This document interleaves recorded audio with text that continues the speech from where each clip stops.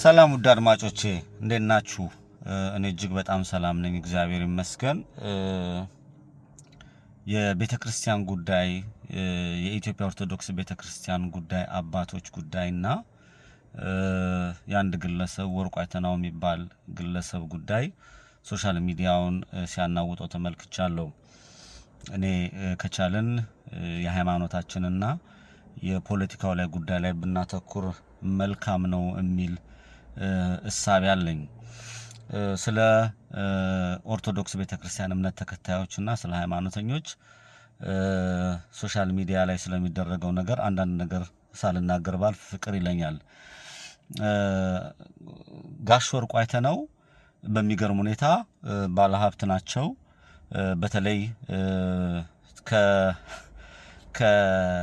በጦርነቱ ወቅት ሲናገር የነበረው ለሰውነት ማለት የአማራ ትግል የሰው ትግል ነው፣ ሰዋዊ ትግል ነው። ለሰዋዊነት ትግል ያስተላለፋቸውን መልእክቶች አዳምጫለሁ። አይ ሪስፔክት አድርጌዋለሁ። የሰው ልጅ ይደክማል፣ ይወድቃል፣ ይነሳል ምናምን። አሁን ግን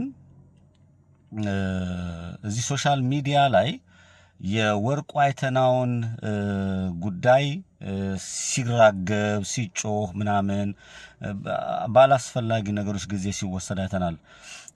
በእርግጥ አንዲት ልጅ አንደበት መክፈትና አንደበትን መቀደድ ምን ያህል ዋጋ እንደሚያስከፍል ለሌሎቹ ሕግ ምን እንደሆነ ከሕግ አራዊት በሕግ እንዴት መገዛት እንዳለበት ማየቷ እጅግ በጣም ጥሩ ነው ብዬ ነው የማስበው።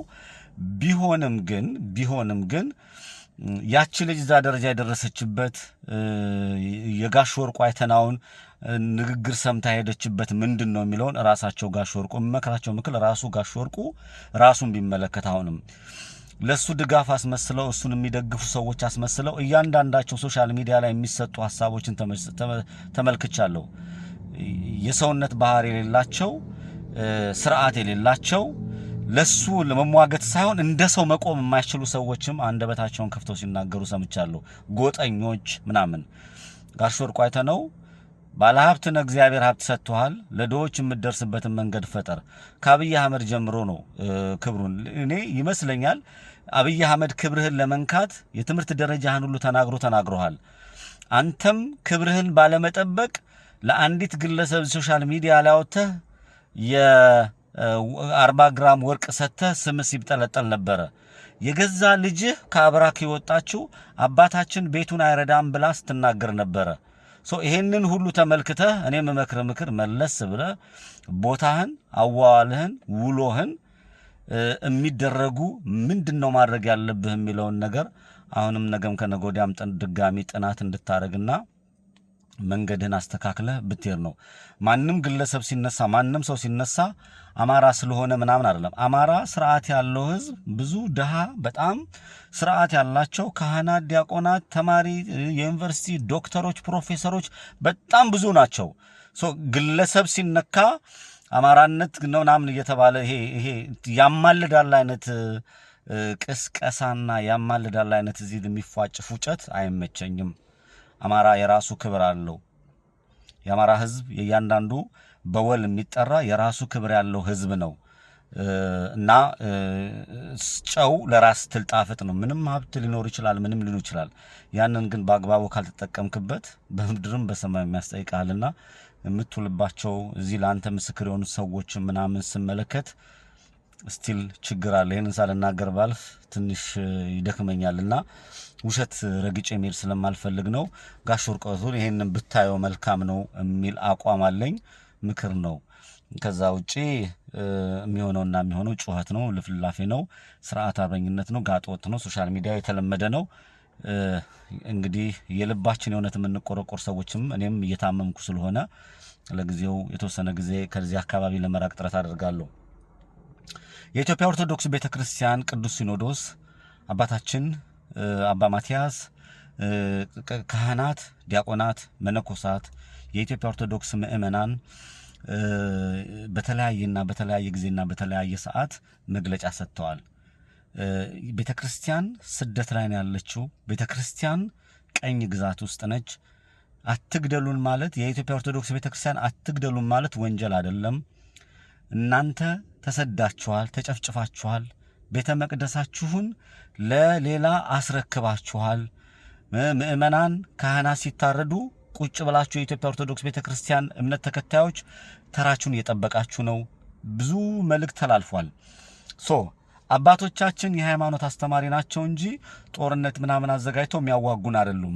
ስለዚህ እያንዳንዱ የኢትዮጵያ ኦርቶዶክስ እምነት ተከታይ የሆነ ማንኛውም አባል ማንኛውም ለእውነት እቆማለሁ የሚል ማንኛውም እምነት መስዋዕትነት እከፍላለሁ የሚል ኃይል በየትኛውም አቅጣጫ የኢየሱስ ክርስቶስን መስቀል መከራ እሸከማለሁ፣ የክርስቶስን መስቀል መከራ ተሸክሜ እምራመድበትን የሚሄድበትን እሄዳለሁ፣ የክርስቲያን ቤቱ በምድር አይደለም በሰማይ ነው፣ ይሄንን የእግዚአብሔርን ቃል እፈጽማለሁ ብለን ስጋው ደሙን የምንወስድበት ቤተክርስቲያን ሲቃጠል የሥላሴ በአርያና በአምሳለ ሥላሴ የተረይ ሰው ልጅ በቁሙ ሲቆረጥ አንገቱ እርጉዝ ከሆዷ ተቀዶ ሲወጣ በሀገሪቱ ላይ ግፍ ሲፈጸም መከራ ሲፈጸም ዝም ካለ ምእመኑ አባቶች ምንም ማድረግ አይችሉም። እኔ አባቶቼ ላይ አንደበቴን ስከፍት የነበረውን ነገር ዛሬ ቁጭ ያስቤ አቤቱ አባቶቼ ሆይ ይቅር በሉኝ፣ መናገር ያለባችሁን ቤተክርስቲያን ማስተላለፍ ያለባትን ቤተክርስቲያን ከመሞቱ 2 ቀን ከማረፉ 2 ቀን 3 ቀን በፊት አትግደሉን ማለት ወንጀል አይደለም ብሎ የተናገረው መምህር የነሱ ድምጽ የአቡነ ማትያስ ድምጽ የጆሮዎች ላይ ይጮሃል። ችግሩ የኢትዮጵያ ኦርቶዶክስ እምነት ተከታይ ግድያን የማይቃወም ግድያው ተስማምቶት ሞቱ ተስማምቶት አስመስሎ መኖር የሚወድ ለእውነት መቆም የማይፈልግ በርከት ያሉት እምነቱ ሳይገባቸው እምነቱ የሚያስከፍለው ዋጋ ሳይረዱ የእምነቱን ጎዳና ሳያስተውሉ ለእያንዳንዱ ነገር እና ሌላ ሰው መጥቶ እንዲሰራላቸው የቅዱሳንን ገድለን እንሰማለን፣ የሰማዕታትን ገድለን እንሰማለን።